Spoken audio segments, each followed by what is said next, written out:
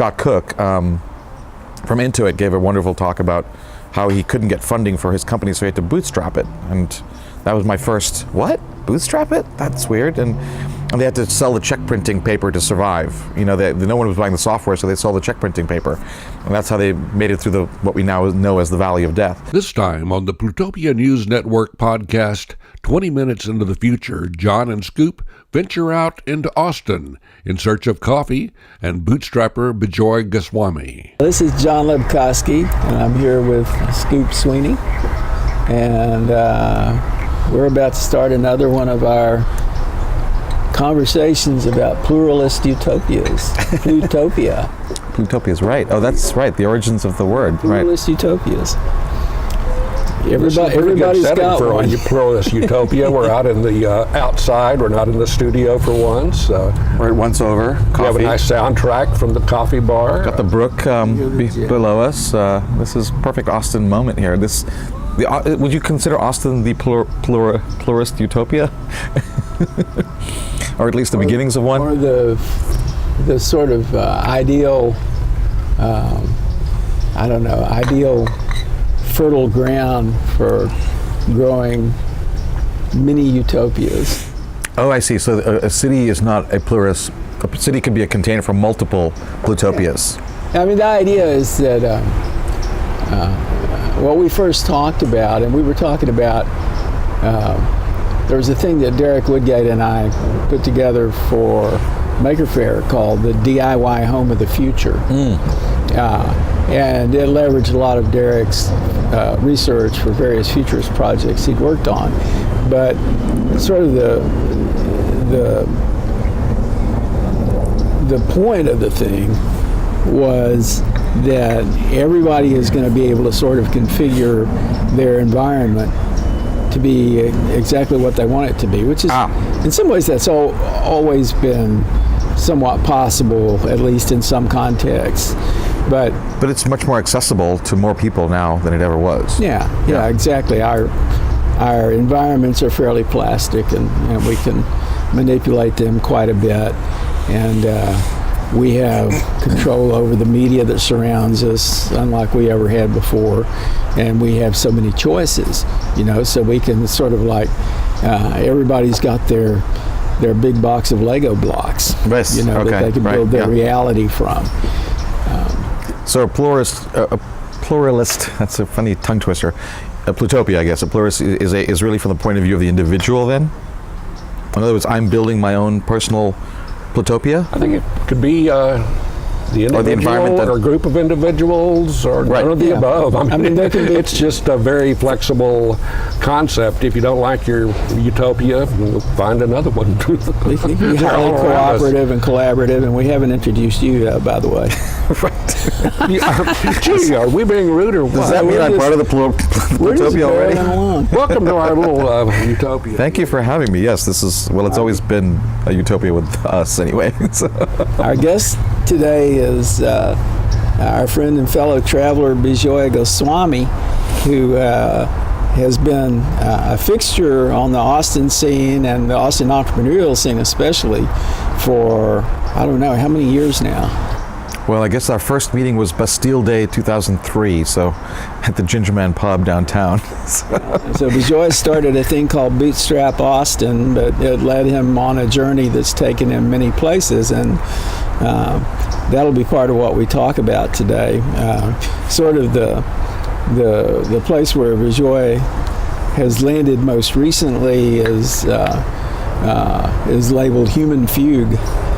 And we'll certainly get to that as part of our conversation today. But I think kind of where we could start is with Bootstrap. Sort of, why did you start Bootstrap Austin, and what were your thoughts at the time you started it versus what emerged what it from turned all into? Of that? Yeah. I mean, well, the genesis of starting it was to save time. I was doing a lot of coffees and lunches and breakfasts and so on and so forth with all my entrepreneur friends who were trying and failing to get startup funding for their companies. And I, at the time, when I was actually Stanford, which is interesting because Stanford is the mecca of funding venture-funded startups. I had stumbled into a talk. The cool thing with Stanford was that they told me that it was my campus and I should roam free. That's the memo I got from Stanford. I said, well, great. That means I can go to anything, go audit, whatever. And so I would go to the business school, and Scott Cook from Intuit gave a wonderful talk about how he couldn't get funding for his company, so he had to bootstrap it. And that was my first, what? Bootstrap it? That's weird. And they had to sell the check printing paper to survive. No one was buying the software, so they sold the check printing paper. And that's how they made it through what we now know as the Valley of Death. And a whole bunch of us were accosting poor Scott to his car, asking him all these questions. And finally he had to say, guys, I got dinner with my wife, so please leave me alone. But it was for me like that light bulb. And then even studying the history of Silicon Valley, you go all the way back to 1939, and HP, out of the garage, not even the proverbial garage, an actual garage, which is today a historic site you can go see, were bootstrapped.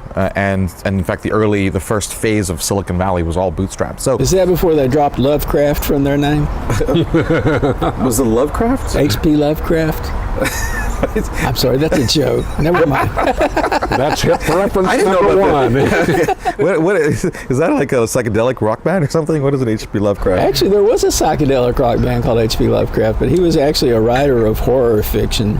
Oh, wow. Okay. But he didn't start a religion out of it, like some science fiction writers did. He didn't, but I'm sure there's people who actually believe this. That's part of their utopia.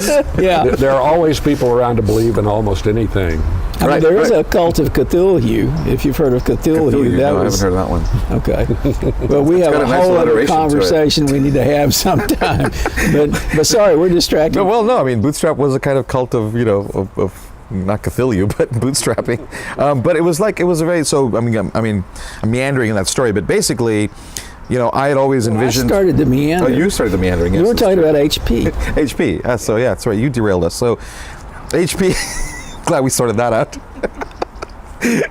So HP, and so this whole thing for me was this journey, and I came to Austin to join a company called Trilogy Software, which has brought a lot of people to Austin.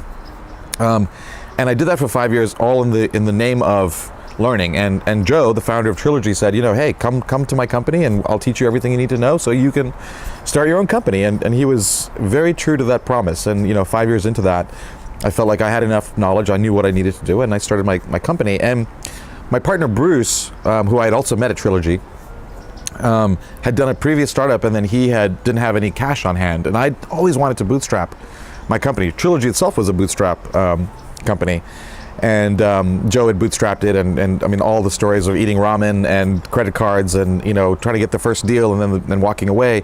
There's this amazing story where he tried to sell. I mean, he was selling a deal to Silicon Graphics, and Ed McCracken was like, "Nope, can't buy software from a bunch of kids." So he looks to his E&Y consultant, goes, "Find me what this stuff does, and go solve my problem." And Joe was right there, and so then he had 6 more months of ramen before he could, get his first deal.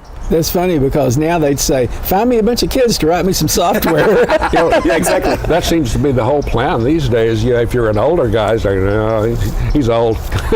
Well, yes, but I think this was the interesting thing was they were an enterprise software, so very different to say go build some app that people use versus we need to run our company on this. We're going to configure these complex machines, and we're actually making sales and revenue out of this, and we can't let a bunch of kids run our, this revenue side. So, but anyway, so Joe had all these stories, and then Trilogy was indeed a really great boot camp for anyone that wanted to learn. And I literally went and did a rotation around consulting and development and all these things. And I met Bruce, who we shared a windowless office during what was called Trilogy University, where we had 7 months and 6 months learning from Joe, learning the basics of the business. And then he'd gone off and left and come back. Anyway, so the point was that when we started Aviri, we didn't even know what we were going to do, but I knew that with Bruce as this amazing MIT guy, super idea guy, we'd spend all these times ideating, we'd come up with something, and then we'd start this company. So he came back to Austin, and then after a while it became, well, we don't have revenue, and I'd saved all this money from Trilogy so I could go and do this startup. And it became like, oh, I need some cash to tide me over. And we ended up, I said, okay, fine, we'll get some money. So we got some money from friends and family, and then spent all of that, over the next course of a year and a half. Had a team, brought a team in place, all these things. And then finally, we didn't have a customer, and we'd run out of money. And so Bruce said, hey, this isn't working, I'm out. And we had to get rid of the team, and I'm back in my apartment at where we started the company, where I still live. And I then sold my first deal for $20K. And the light bulb went off in my head. 9/11 had happened. The tech bust had happened. All of these things had happened, and yet I was able to go and find a customer who believed in what we were doing and sell that customer. And so at this point, now we're talking late 2002, I got religion. It became more than an intellectual thing about bootstrapping. I saw it working in my own situation as a one-person startup company, enterprise software company. So in 2003, I was having a lot of conversations, and of course, the VC funding had all collapsed, so no one was making any investments, and my friends were not able to get funding. And I said, you don't want to get funding. It's the worst thing you could possibly do to take you on your entrepreneurial journey. So this turned into lots of coffees and breakfasts and so on and so forth. And then finally I thought, my God, I'm still doing my software. I'm the salesman, I'm the developer, I'm not the developer, I'm the customer service guy. I'm doing this full time. And I'm taking all this time to do these conversations. I just need to get these people together, introduce everybody, and be done. And that was the entirety of my thought process of that first Bootstrap meeting, that ominously and fortuitously was on Bastille Day, which the word entrepreneur is French, so Jean-Baptiste Say. That's actually part of the Fugue conversation, but I had no idea about any of that. And as I was leaving that meeting, it was like, oh, this was wonderful. When do we do the next one? And I go, no, this was the meeting. This is not. I don't want a new job. I already have a job as flailing founder of a startup company, but people were they were like, no, this is not you're gonna do this. And so I looked at my watch and I said, I didn't know July 14th, I just knew second Monday. I said, all right, fine, second Monday, And then by the second and third meeting, they said, this is so great, and the whole thing came out of like me getting out of the middle. So I would connect people, say, you should talk to this person, you should talk to that person, drinking beer, making community, right? Not realizing that's what we were doing. And after some time, they said, well, we want to hear from successful bootstrap entrepreneurs. We're eating ramen here, and you keep telling us like the Pied Piper of bootstrapping that there's some way that this could work, but we're suffering, and tell us that we want to know from people who've done it. So I thought about Neil Kasurik, and Neil was just this amazing giant person in Austin, steward of so many things. He had bootstrapped Radian Corporation back in the day. He had made the Austin Convention Center happen. He was then the CEO of St. David's, and he would make time for yahoos like me, and like I would go and hang out with him and have an hour, 2-hour meeting with him at St. David's. And he was just this amazing person. So I called Neil, I said, could you please come? I've got this group, and they want to hear about bootstrapping, your journey. He said, sure. Where's your meeting? Well, it's at the back of the Ginger Man pub. And no problem, Bijoy. Neil was not a drinker or a nightlife guy at all. He shows up, and now birds are pooping on us, kind of in like an environment like this, and telling us about his journey. And so what happened was I got sort of brought into a journey about community building and stewardship that I didn't realize I was being taken into, right? For me, the whole thing was just saving some time. Hey, this bootstrapping stuff is a thing. Let's help each other out. We can get far. And I also say that was the genesis of my Austin journey. So at that point, I'd been in Austin for 7 years, but I wasn't an Austinite. And I know people have many ways of defining when you become an Austinite and who gets to decide, but I think it's a very self-declared thing. I don't think anybody tells you whether you're an Austinite or not. But for me, I truly was not an Austinite for those first 7 years. I was living in Austin, but I wasn't in the stream. I wasn't drinking the Austin waters yet. But Bootstrap initiated me into my Austin journey and becoming an Austinite, and starting to understand that there's this whole other way of existing, community and journey capital, things I have terms for now, but that we were just experiencing that on this daily basis. And then after a while, people were like, oh, well, we need a book club, and we need this, and we need that. And all of a sudden I said, well, wait a second. I can't just keep solving this problem for everybody. So maybe if, Bob wanted to do the book club, okay, great. Actually, Tom, that was like later, but I think Tom, you had Tom on. No, Tom was working on the Boot Karma stuff, and I think you had him on. Brown. Tom Brown, yeah. and you know, Phyllis, and it was like, great, you should start the book club, right? So it became this, not just a community where one person is, that's not a community. One person is, that is more like a cult, you know? The one person, everybody, no, community is made up of its members. And so. Well, I know we had a lot of cult talk back then too, about you saying, I do not want to be a guru. Right, exactly. And this has been, I wrote a whole play about that, and which became a short film called Guru or Disciple, Yes, right? I mean, so that's how deeply for me this guru journey goes in terms of not wanting to be a guru yet bringing people together, and so how to negotiate that relationship, you know. And Bootstrap was for me a place to learn that as well, you know. And so getting people to step in to go, this is your community, right? And then also teaching people, like we had this Yahoo group, as you know, and people could post to the Yahoo group. Well, that's a lot of power. As the group grows, you have a lot of group, you know, by the end we were like 1,000-something people, right? And the whole thing was, hey, there are rules here about how this works.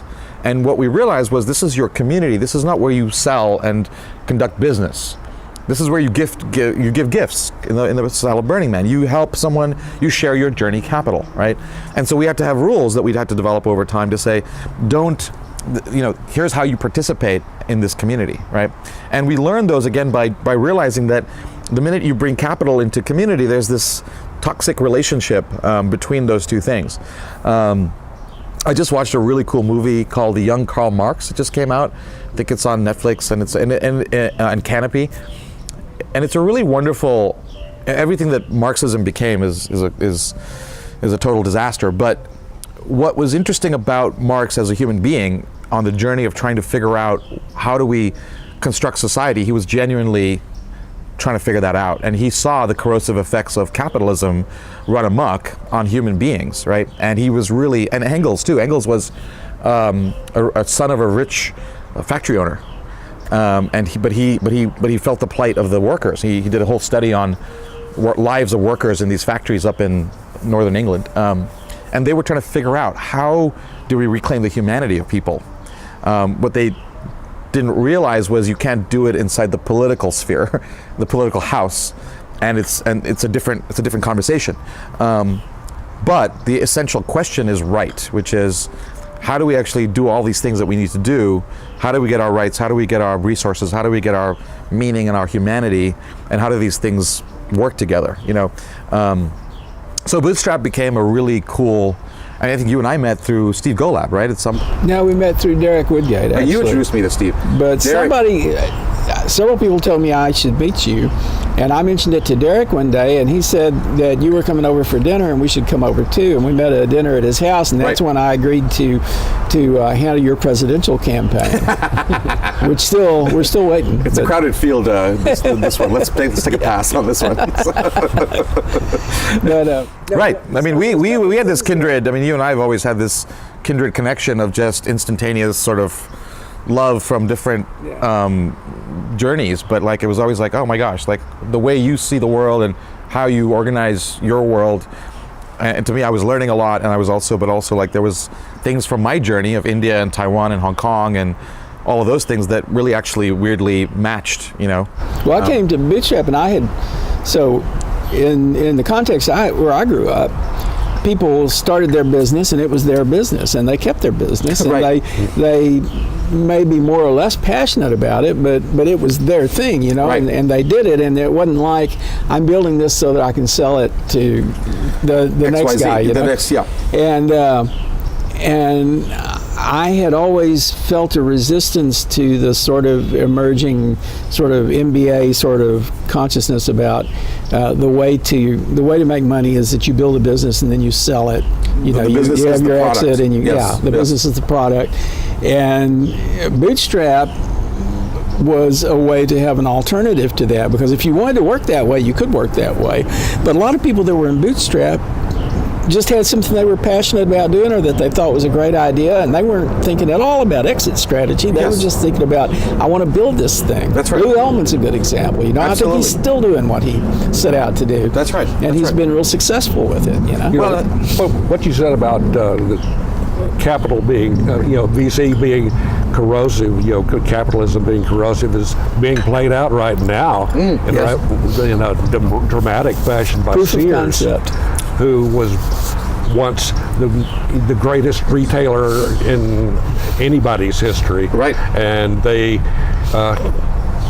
took the red pill, I guess, and they allowed people to give them billions and billions of dollars in funding. Right. And now they're bankrupt. Right. So instead of solving the real problem, they get access to easy, and that's the problem fundamentally, structurally, after all these years of studying. So that's the other thing that Bootstrap became a lab to really understand the dynamics and the structure of bootstrap entrepreneurship. Because even back in the day, it was like, well, we don't get funding. Well, you can't define something as the negation of another path.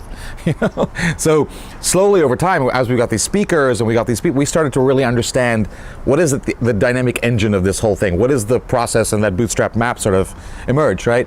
And the thing with this piece is, so years later, the reason I know about the entrepreneur being a French word is I've been studying the history of entrepreneurship and capitalism, right? When did Adam Smith, and we know about Adam Smith, and we know about the Wealth of Nations, and it truly is a brilliant,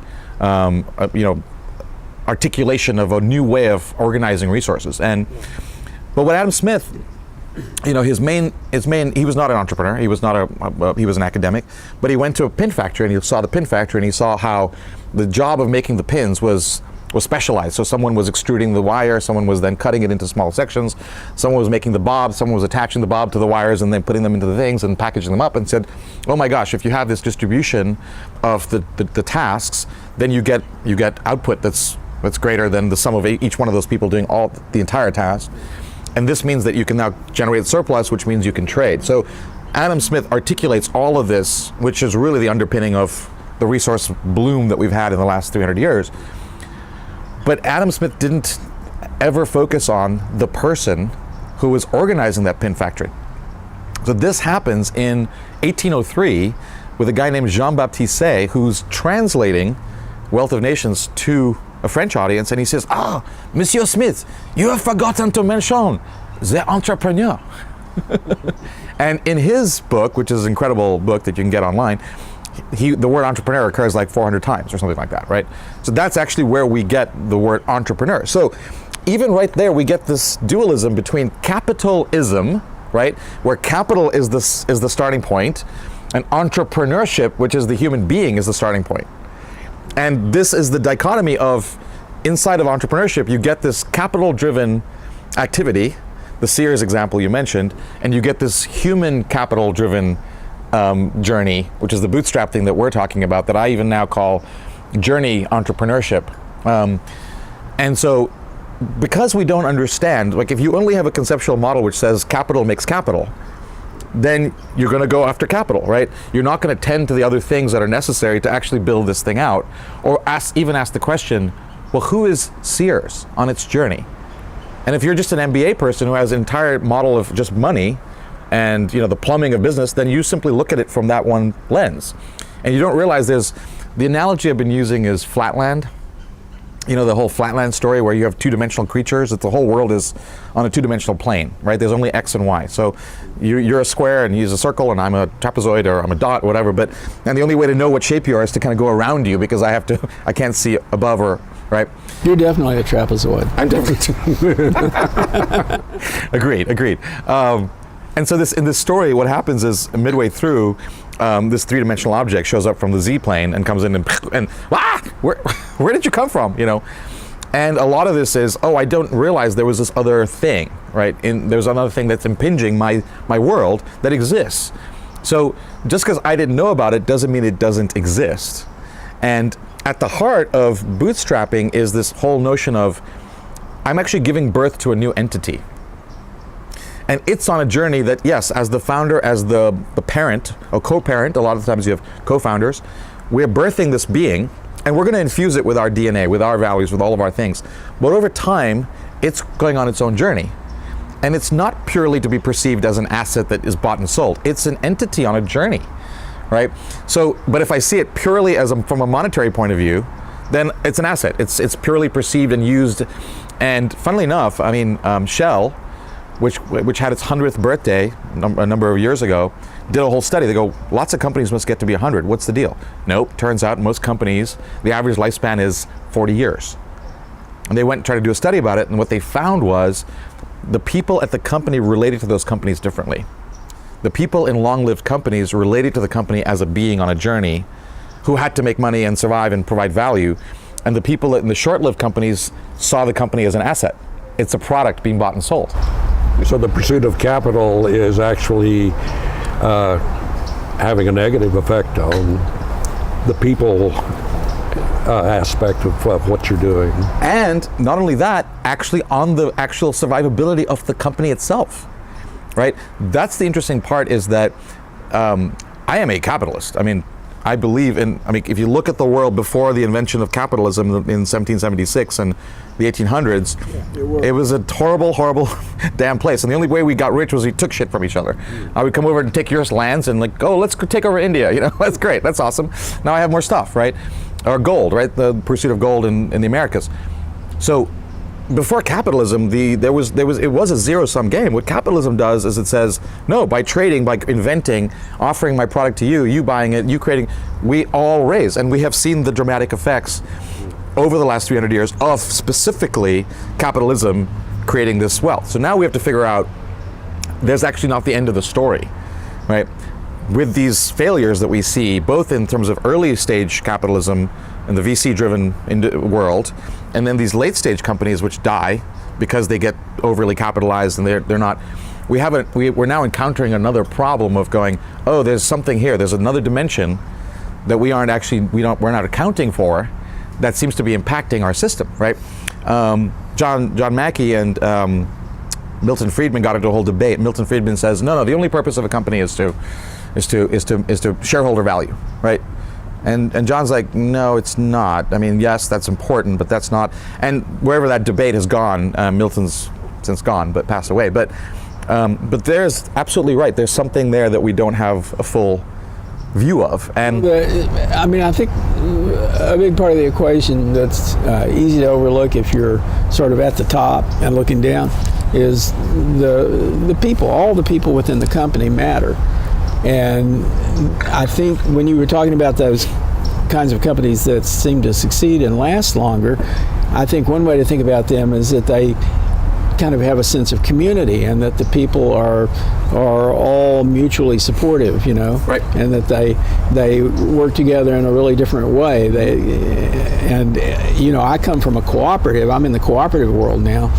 And we certainly think of the thing that we've built as a community, right? And the people really care about each other as people, and not just as components of a system. Right. Well, and they are both of those things, right? So to me, to be able to hold, part of my journey, I would say, is the expansion of the capacity for mental models that I can keep in my mind.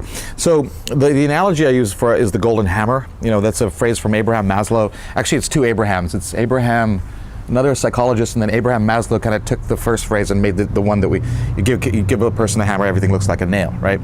And this is sort of a function of our biological systems, our brains, is that they have the capacity for a lot of different models, a lot of hammers.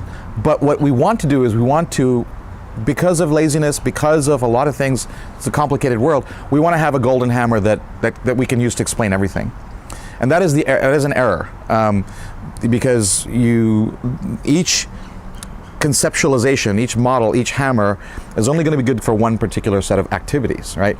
And what you see a lot of people is going, I got this hammer, I was successful as an entrepreneur, now I'm going to run for president.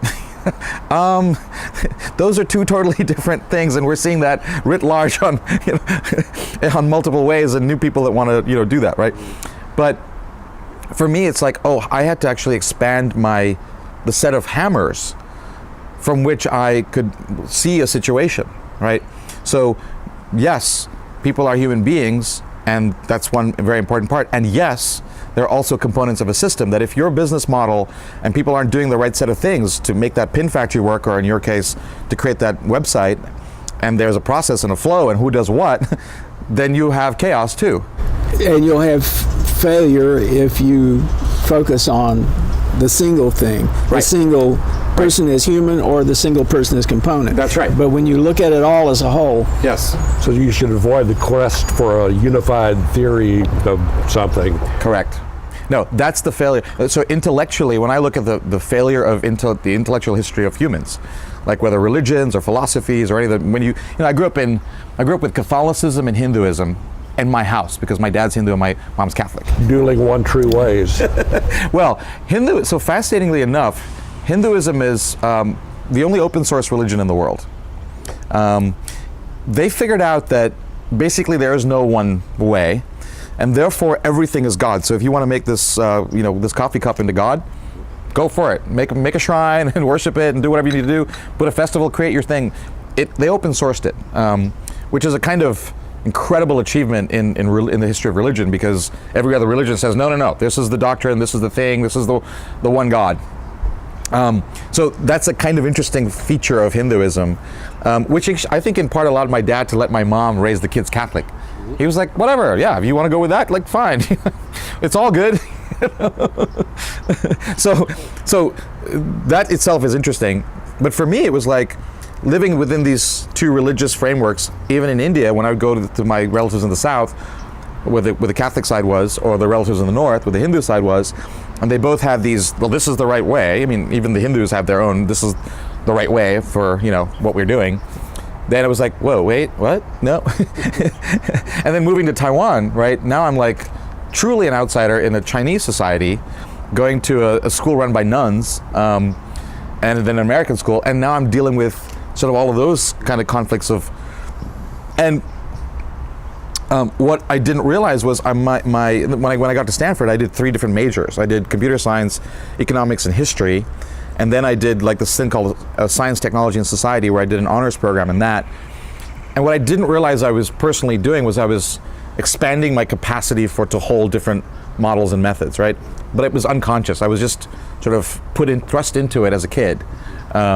So yes, I mean, the ability to hold and then use the right hammer in the right moment on your journey, right? And not see things in a simplistic way, and realize all of your models are all imperfect, right? I have whatever conceptual framework I'm living through, or frameworks, all of them are not truly the reality that of what it is I'm in. So I'm constantly adapting, evolving. Oh, tell me more. What, really? Oh, excuse me. Oh, interesting. I got to go research that, right? So the posture is not I know. The posture is I'm curious. I'm trying to add more hammers to my chest. I'm also improving each hammer, finding out its affordance, which is a design term, right? Like, what does that hammer do really well? And out of context, it's going to really produce incredibly bad results. Reminds me somewhat of the old battle of PC or Mac.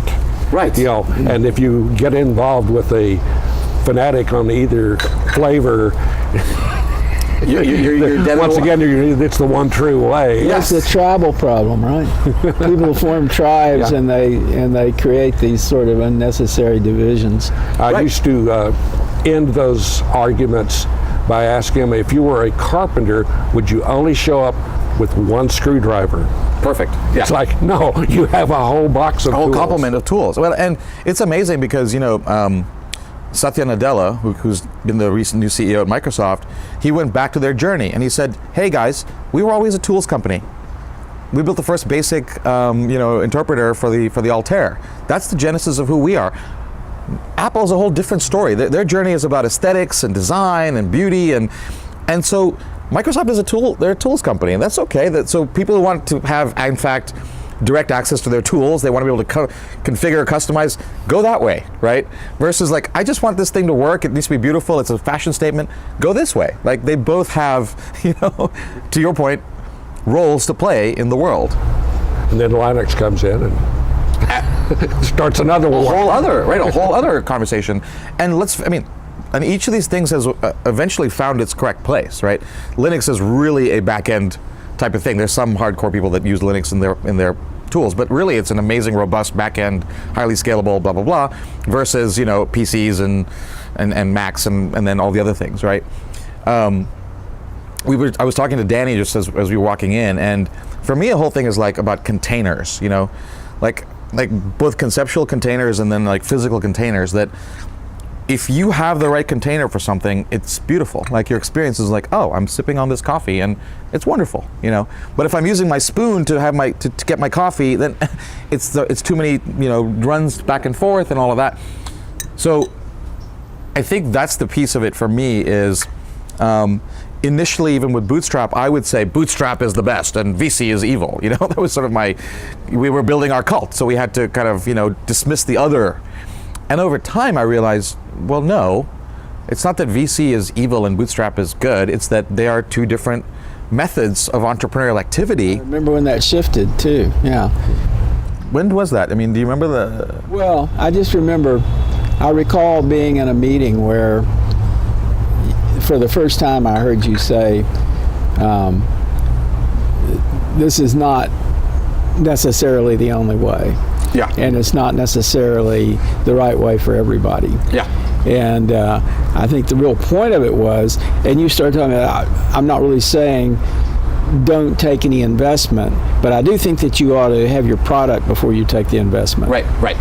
That sort of thing. Exactly. And demo, sell, build. Demo, sell, build, and all of those things, right? And so that was the evolution of a thought, of a mind that could now contain more than what it thought was the only way, right? I mean, what was really smart about that, and I think this was dawning on a lot of people at once, is that if you're presented with an idea, but with very little of the execution of that idea, you don't really have a good sense of whether it's going to work or not. Yes. One of the things you've never seen me do in all the years that I've worked with entrepreneurs is judge anybody's idea on a judging panel. Why? Because it's intellectually dishonest to judge, because the market is the only place where entrepreneurial ideas are tested. The entrepreneurial method is not something you do intellectually in a bar or on what's that show that I despise, Shark Tank. But you could judge the process. Yes, exactly. But that's not what those things are. Yeah. Those things are all about, well, you made this brown coffee cup, and you know, no one really wants brown coffee cups. And how do you freaking know? You have no freaking idea, right? So those things all turn into those discussions about, think about 90%, think about Hello Kitty, a $5 billion company. Would any of us have said, yes, definitely put a little cat on a bag and that's going to be great? Yeah, no, because the marketplace is the truth test of whether something is and by the way, that's including VC, because in the VC world, the customer is the next person that buys the company. So if the company, right, if you look at why was the dot-com bust actually perfectly fine from that point of view, it's if you got a buyer for your product and you don't have customers, you don't have revenue, but the buyer still believes that product is real, you've sold and you're good. You made a sale, right? Whether on a public market or to some other, you know, large company. That's the truth test in entrepreneurship, to sell the product, right? So again, understanding, this is actually the structure of this thing, right? And then separating out ego from that, right? So for me, Bootstrap became another aspect of becoming that person that everybody was like, oh, it's Bijoy, and he says whatever Bijoy says, and you know, like it's sort of like the guru problem in that sense. And I was like, this is really bad. Like this is not my idea of a good time, you know. Because what most people don't realize is when you become a quote unquote guru, you become locked into a pedestal and you can't move. You're stuck up on a pedestal. You can't go on your own journey. You can't change your mind. You can't evolve. You're now stuck in this guru sort of thing, right? And you're not having actual conversations. Yeah, but you know, at one point in trying to sort of shift away from that idea of you as like the fearless leader, we were trying to think of some kind of governance. Yes, that's right. Governance mechanism, you know, or how are we going to run Bootstrap? And really, we never could think of the right way to do it. And I think you had a resistance to being the leader, and also a resistance to having some leadership by committee, which was, and I was there too. It was the thing was kind of running itself. Yes, right. And the question of whether it was sustainable or not didn't really have to be an important question, because if it ceased to be sustainable, then there you are, you know. Right. That means it's run its course. Right. And that was what was really cool about it, because it never turned into an enterprise to make money. So what was interesting about Bootstrap was because it became in part inspired by Neil. After Neil left that meeting. Money ever run through that? It wasn't really an organization, was it? You didn't have an LLC or anything? No. Aviri, the company, kind of was the steward of that. But I think there was some little time when there were some fees, but it was never the thing. It was never the thing that I wanted to do with it. And part of it was, there are lots of reasons for that, but I think the beauty of having something made by its members that was for no other reason than because we wanted to do it, and it had its raison d'etre was its own bootstrapping of its own self and its members. That gave it a kind of, not purity, but it gave it a clean space in which it could figure out a whole bunch of other things, right? Yeah, and people were drawn to it, and there was a certain amount of group forming, and things came like the Valley of Death groups. Yes. You'd have enough people who came together who were all sort of into or close to the Valley of Death in their business, and it made sense for them to just kind of go off and meet regularly with each other, as long as that made sense. Yes, and there was a structure. So the other part that I think for me was, one of the things I've appreciated about founders, and when founders leave companies, that is usually one of the death knells of companies, because founders hold the meaning of the company. They're the stewards of the meaning, this fourth house that we haven't quite talked about yet, but we've been dancing around it. And the meaning, what we used to call the inner journey, the question stage and the inner journey, right, I now call the meaning. And so what happens is the founder knows this entity. They've been there since it was born. And they know where it's gone and mistakes it's made and all these things. And so Herb Kelleher just passed away, right? So it's going to be really challenging, because what's going to happen, which is already happening, is Kellerisms are happening. They're all now talking about, what Herb said this and Herb said that. So he's now becoming a kind of god, and they're making the religion of Southwest. It's going to be in a book, and it's going to be bound. And that's because people don't realize that the meaning of these things is actually a co-stewardship thing, right? But the founder has a particular view and prerogative for that, right? So it's always been there. It's sort of like I've been part of EFF Austin for, almost 2 decades? Well, no, over 2 decades now, probably closer to 30 years. And I've seen it go through these different phases and different boards and so forth. And over time, I found myself having to sort of remind people what the organization was, or what it was about, or what it meant, and say, well, we've already, we've been through that in our history and so forth. And so part of what the founder can do is sort of carry the torch.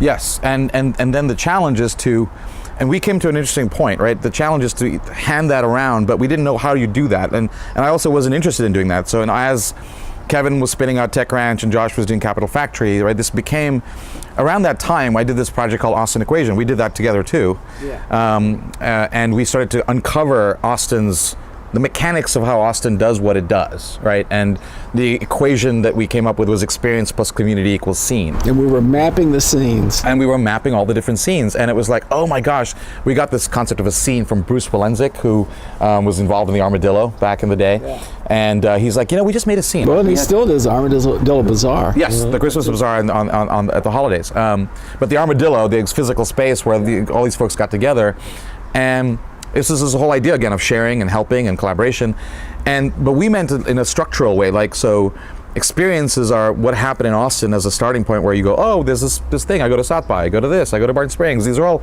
experiential containers, right? But then if you go back to that experience again, then you get a community. Oh, the two-steppers at the Continental, or oh wow, and they can be formal or informal. But there's a community that's there, right? And then, oh wow, that community becomes, oh, you want to start another community, but it's really not, it's different, but related to this community. And I thought it was good to use the word scene instead of community, because a community may have a little more structure to it than a scene does, but a scene is just like people show up and have these experiences, and they have common experiences. You need a membership card to be in the community. In some sense, or a login. That's right. Well, now a leader, rather than being just a leader, don't you think needs to also be a bit of a history teacher? Yeah. I had forgotten that was the exact point I was going to say when you talked about the journey of EFF is, so your meaning journey is exactly that. It's the whole evolution of your being, and actually the history of companies is incredibly important. Right, what does the founder tell you? They tell you, I told you a story about Joe and the Ed McCracken thing, and right. but it can also be a constraint, because the founder can take that history and use it as a tool for oppression, to keep the things from changing. Right. And things will change and should change. So it needs to be a teacher rather than a dictator. Well, Exactly. It can be a history dictator, which is a whole different... it's more No. So here's the thing: the facts on the ground about what happened is different from the meaning that's extracted from that. So the meaning is an ever-changing thing. The facts on the ground are now I go back. So I go back to my own history, and I go back to moments in my journey. And as I evolve, I see new things inside that, right? So the thing that we haven't, what we've done in the last 400 years, which is an incredible intellectual feat. And I was literally sitting at this table, and there's a napkin, I should have brought it, when I was working on something with Steve Golab, and I drew out these 4 lines. And I was like, oh my God, this is insane. Humans have worked out these processes or methods for these 3 houses, right? And that's only 350 to 400 years old, right? These 3 methods being the scientific method for how we understand the world, Galileo and the Royal Society, the method of rights, the democratic method, how do we actually make the laws by which we can all collectively live under, the entrepreneurial method, of which we've now been talking about, the 2 different methods, the VC and the Bootstrap. Those are the only 2 methods that are within that. And those 3 methods have done a number of things. They've not only given us incredible rights, incredible resources, incredible understanding of the world, but they've also shifted our thinking in terms of process, right? If you adopt the scientific method, every theory is only going to be bounded by a certain thing, and if we have new evidence, we'll make a new theory, we'll expand it, we'll change it. Every business model is only going to last for this particular moment, and then we need to change it and evolve it, right? Every law, okay, we need to make a new law because we've got to, take care of these people, or so on and so forth. So with meaning, we don't have a process mindset about meaning yet.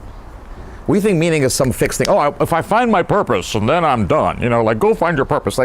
No. It's an evolving thing just like everything else, right? So now it becomes a different kind of relationship if you think of my meaning as an evolving thing that I get to Plutopiarize, right? I actually get to wield that. So I need to know my history, and I need to not lie to myself about the facts of my journey.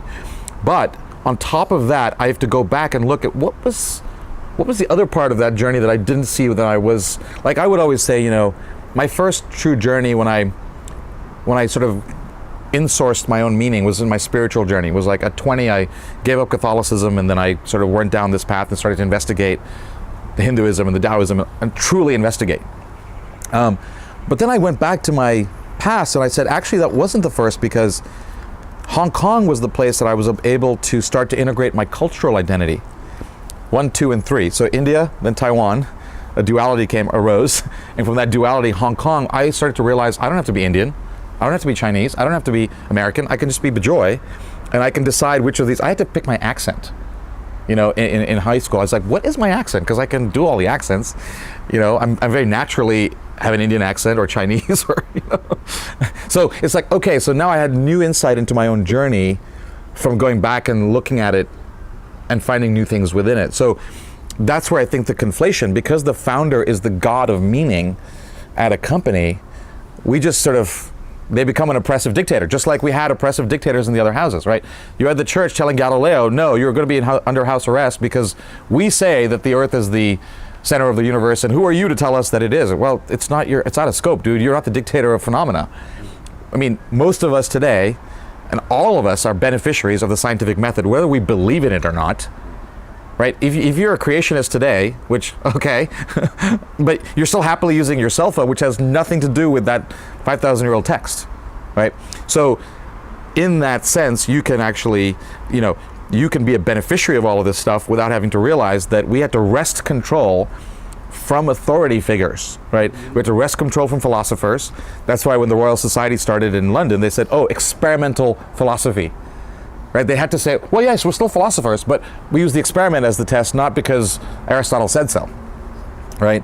Oh, the king, we're going from democracy, from the king saying the laws to, no, we actually have this process by which we decide the laws. These are huge shifts from ways that we think. So we still haven't accomplished that in this meaning place, where we still have dictators of meaning, and we outsource our meaning to other people, right? And then we go, well, you know, Deepak Chopra, well, I followed him, and, you know, well, Deepak, he is blah, blah, blah. And so you're in this dialogue with the wrong person, right? I encountered a similar strange association of, and I know a creationist who works in the oil business. Right. And awesome. Trying to explain, well, the dinosaurs were only 5,000 years ago, but our oil came. I just throw up my hands and go, how about them 49ers? Yes. Yes. Change the subject. Right. And so the thing is, like, to realize that the stewardship that you have is of your own, the models by which you run your show, right? When you realize that's yours, like, I can't compel you to not to look at the dichotomy of your belief as an oil person and still believing this stuff that came from some pre-scientific text that had no understanding of anything, right? You have to live with that. But if you don't know that, by the way, both of those things were programmed into you. You were programmed from being a kid to going to church, and so therefore that made you amenable over thousands and thousands of hours to a story that makes no freaking sense. You look at somebody else's religious story and you're like, what? They believe that? Yeah, just look at your own. Like, it's as absurd as the other guy's story, right? But because it's been pounded into you, oh, it seems very normal, right? I go to church today. I love to go to, like, churches. Not to church, but I go to churches. And I still have that feeling of beauty. It's like fried chicken, right? It's like fried chicken. It's so good, you know. But I know that I had to deprogram myself from something that my mom gave me, that worked for me for a long time, right? So what the permission that people don't have yet, but they're already taking it, they just don't know where to take it, is that you are truly the architect of your Plutopia. Right? And what that specifically means is not just the physical world that you're occupying, but this internal world of how you actually process the world, right? And if that matters to you, and if there's a way that you realize that you can edit that, like, your models are not fixed, right? That's the beauty of all of this, is like there's no fixed models about anything. We're constantly evolving from science and there's no fixed models. Oh, what? That's kind of like the Buddhist realization, which is that everything is changing and always changing. And if you resist it, then you're suffering, you know? Yes. That's the source of suffering. Right. So there's two things that are changing, right? The phenomena of the world is changing, and this internal world can change. And what's really fun is if the internal world can evolve as the rest of the world evolves, right? When you get a new concept, like, wow, it took Charles Darwin, 40 years to decide to publish evolution. Why? Because he knew that people would be like, we're not apes. What are you talking about? We're monkeys? No, we're human. We're so special, right? And he ultimately was forced into it because another guy was coming up with the same analysis that he'd been thinking about for 40 years, right? So the resistance to models, Catholics and Protestants have killed each other. What the story of the English kings and the Westerns is all about, like, your flavor of Christianity and burn you at the stake and cut off your head. We would have these incredible debates about, like, minutia, which actually in Pakistan is still happening, and in the Middle East is still going on. But thankfully not here, where we don't kill somebody because they have. Maybe not. There's religious fanatics here that go bomb abortion clinics. Individually, someone can take any action they want to take, but as a society, we don't condone that. We don't say that's okay, right? As a society, we have laws that said you cannot bomb somebody, first of all, and number two, we have a right to our own religious freedom, for example, right? So that means that you can't impose yours on me either, right?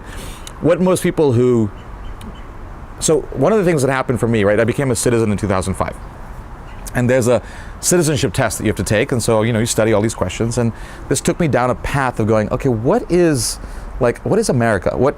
This is my first inkling of what the amazing thing that those 50 folks or 70 folks that were at that convention achieved. They achieved something that was absolutely unprecedented. They shifted us from a king-based rights house to a process-based rights house, and it took them one major failure. The articles failed, right? But what they achieved was going, oh my gosh, we can't have a king, and not all of us can be king. So That means that we come to the table and we say, does this brown cup have rights? And okay, nope, okay, great. You still think it has rights and we don't, the two of us don't. You can't be king, you don't get to cut off our head. You have to live with our decision and then convince us and tell us about brown cups and how they have feelings and show us some data and whatever it is. Ultimately, then you bring us over to your side, right? That's the way the democratic method works. So what I find about my friends in both on the left and the right is you've attached to the wrong thing. You've attached to your position, but what you should be attached to is the collective process that we're engaged in. Everybody gets to live in this society. Everybody gets to have their view. So just because you think something should or shouldn't have a right doesn't mean that that is so, right? I have views on guns. I don't think that a society should have guns. But I live in America, and in America so far, as a society, we want to give this right to people. So I have to accept that. So I can't vilify somebody who's like, well, I believe guns are important. Okay, well, you're right. So what is really weird to me also is we don't have we have these processes, right? So you've got countries in the world where they don't even believe in the process. There's just a black box, the dictator, whatever. We live in a process-based society, but we haven't caught people up to those processes. We haven't taught them. I wasn't taught about these processes. I learned about Galileo, but I didn't realize the key insight is we turn something from this is fixed to this is a process by which we can evolve this. You know, it's interesting. I heard the other day that there were some students that were suing their school system for not offering civics, basic civics training. Right, yeah. Well, with you taking the citizenship exam, you probably know more about this system of government, this nation, than a majority of native-born Americans. Yeah, and this has been, I think that's perhaps true, and this has been the gift of being an outsider, all my life, and to see things like from this outsider perspective while being an insider. I'm an American, and I vote in every election, I participate to the full extent that I think I want to. But exactly right, it did give me my own citizenship day. April 14th, the day before my birthday, is my personal citizenship day, or America Day, along with July 4th. And it gave me a way to see this whole thing. Like, one of the really fascinating things was around the Star-Spangled Banner. So one of the 100 questions you have to figure out answer is who wrote the Star-Spangled Banner? And the answer is Francis Scott Key. So, done, and if you know that, you're done. So I'm being me, I'm like, well, that's interesting. Well, where did we get that? When did that become? And so then I go down this whole rabbit hole of it happened at the War of 1812 in the Baltimore Harbor, and Francis Scott was sent to the British Admiral, who was in his ship, to give him some papers, and then the British Admiral says, well, sorry, Francis Scott, but now you have to be our prisoner until the battle's over. So all right, well, go down to the hold of the ship, and he's stuck in there, and the battle's happening, and he's looking through the porthole of the ship, and he's looking onto the harbor, and he's looking at the fort, Sumter, where the Star-Spangled Banner, the flag, is literally waving, right? And he's got time on his hands, so he's like, all right, well, Francis Scott being him, he's like writing a poem. And so I'm like, oh, that's amazing, and that original Star-Spangled Banner is actually at the National Archives, and I visited it twice. It's gorgeous, a massive flag, So I'm like, oh, that's cool.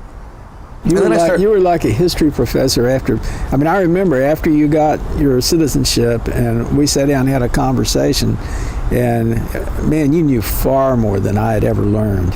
Right. About American history. Right, and exactly, and this was just this function of having to do this process. It's a cool idea to have Americans, in a sense, reconnect with their, citizenship, reaffirm their citizenship, right? Exactly. So then I'm like, oh, this is weird. So I'm reading the text, and it says, "Oh, say, can you see by the dawn's early light what so proudly we hailed?" And there's the first 4 lines, and there's a question mark. And I'm like, okay, what? So I read it again, and it says, "Oh, say, can you see by the dawn's early light?" Oh, okay, I gotcha. He's looking through the porthole. Can you see the flag? The first 4 lines are literally, a long-winded way of saying, can you see the flag? Because the bombs burst in the air, there was all this gun smoke. Gave proof that our flag was still there. Okay, cool. I can see the flag. The last 2 lines. Oh, say, does that Star-Spangled Banner yet wave over the land of the free and the home of the brave? Question mark. And I'm like, wait, what? No, wait, that can't be right. Home of the brave. Home of the brave? So here's this thing. Exactly, right? So now this song that we have sung asks the question: does it yet wave? And what is that in a society where the process has to be done by the citizens? We have to participate, and we get only the quality of laws as much as we were participating. In the old king model, there was no participation. Just follow what I say, I'm the king. Now we have to participate. We have to share our opinion. We have to talk. We have to discuss, dialogue. So it's dependent on us. So it has to be a question. So here's a thing hiding in plain sight, right? The Star Spangled Banner, this thing that we all know we sing. But because Americans have grown up with it, they haven't looked at it, right? So for me, like, my favorite rendition is the Jimi Hendrix rendition, which is really played like the question that it is, you know? That to me is like, oh, that's the national anthem right there, you know? So like stuff like that, where I think because of being, you know, sent down particular rabbit holes, exposed to all these different things, seeing stuff from a perspective of a beginner's mind, essentially going, well, that's weird. Okay, what's happening here, right? That's the thing that's been very helpful to me. Where even with Bootstrap, it was like, oh, what is this thing that we're dealing with here, this community? It's not the same as a company. It's not a political, like, there were lots of people that wanted us to become politically engaged and, you know, blah, blah, blah. I'm like, no, we're not, that's not what we're doing here. We're not playing in that space, because this is a different thing, right? That's like, oh, and what is the structure of this thing, and how is it different from these other things, right? Like, that's to me what's been fascinating in terms of, and really Austin has been the place that allowed me to also unmoor from these identities, self-identities, right? Like technology and startups and entrepreneurship, and sort of defining myself in this very particular way, versus Austin going, no, like, there's a whole other way, there's a whole other Bijoy that wants to emerge. You know, there's a whole other journey you can go on that's not about this pre-described, prescripted thing. So before we wind this up, what are you doing now? What's on your plate? Other than that coffee cup that we keep talking about. Brown coffee cup. Well, I think it's really been fun in the sense of, like, one of the things that I had to get out of was not just the person that was getting too much attention in terms of entrepreneur scene and things like that, but it was also, I knew that neither Bootstrap nor Austin Equation nor MRE from the Human Fabric, those were not the totality of what this was about for me, my journey. And I didn't know. I was a blind man stumbling through like rooms in a house, you know, turning lights on one at a time. And so once I was able to get out of Bootstrap, and we were able to, like, sort of turn Bootstrap into, hey, we're stewarding the whole scene, not just this community, but the scene. So we're not going to do the community stuff anymore, but we're going to, like, talk about the entrepreneur scene and do the map and all that. That liberated me to continue on this journey. And then from there, this journey method emerged, and then this fugue method emerged here on this other table. And then it was like kind of one of those oh crap moments, because when I drew those 4 lines out, I knew I didn't know enough about any of the history of that. And I knew, I was like, oh God, this is going to be another frickin' 4 years of, because the Bootstrap map didn't show up until 7 years after we had all those meetings, and then we were like, oh my gosh, we have the map here. This is awesome. And so I'm like, oh God, I know this is going to be a whole journey. So, you know, and it's been that. But what has been really nice is it's been like, okay, now I know what the whole thing has been about. Not the whole thing, but I know what it was all working toward. So part of what's really fun is going, how do we actually reconstitute community? How do we reconstitute these things, but in a new container that will serve the purposes of helping people to become really stewards of their own journey, stewards of their city, stewards of their ventures. I mean, that kind of thing. So I don't actually know what those things are going to be specifically, but I certainly think that I experience a kind of joy that, you know, with the word name like Bijoy, I experience a joy in my day-to-day appreciation of the tarot, right? The tarot card has this major arcana and minor arcana. And the major arcana is the 21 cards plus the Fool. that's your journey that you're going to go on, this inner journey. And it starts with the Fool. It's the 0th card. And then it goes through all these ones, and it ends with the world. You're dancing on the world, the egg of your own inner being. But then it comes back to being a fool, a kind of like wonder fool, you know? So I feel like I'm like a wonder fool. Like I'm like, oh, this is so nice. Like enjoying the day-to-day of life and what it is, and appreciating what's happening. So in that, it's like, that's great. And how do I create more, help more wonderfuls in the world? How do we like have more of this enjoyment of this journey? Because it's really short. We have very little time in the end to take it all in. Well, we should mention that you write journey in a way that shows that joy is embedded in it, the J-O-Y. Right, exactly. But like something like, for example, the tarot is a really fun system, but it's not a method. It's a random sort of thing. But it's hearkening to the fact that there is a self-reflective process that one should and can go on that is actually really fun when you start doing it, right? It makes me think about the I Ching. It's the book of changes, and you kind of throw out these random coin tosses, and you come up with what is supposedly a sort of random bit of wisdom from ancient Chinese sages, and it almost always seems apropos. It seems it gives you insight every time, and it's like maybe things really are just randomized. And we're kind of pulling them together into meaning. Exactly. So I mean, that's in the Western journey. So funnily enough, we have a game that we're going to play next time. The four of us, we have our foursome. Snakes and Ladders is the game, by the way. And Snakes and Ladders is an old Hindu game that is all about the same sort of spiritual journey. So that was their way of doing. You roll the dice, and then something happens, and you go up, and you go down, and what's the pattern that I'm in, right? So even that is another kind of I Ching, tarot, Snakes and Ladders. These are all methods of that same process.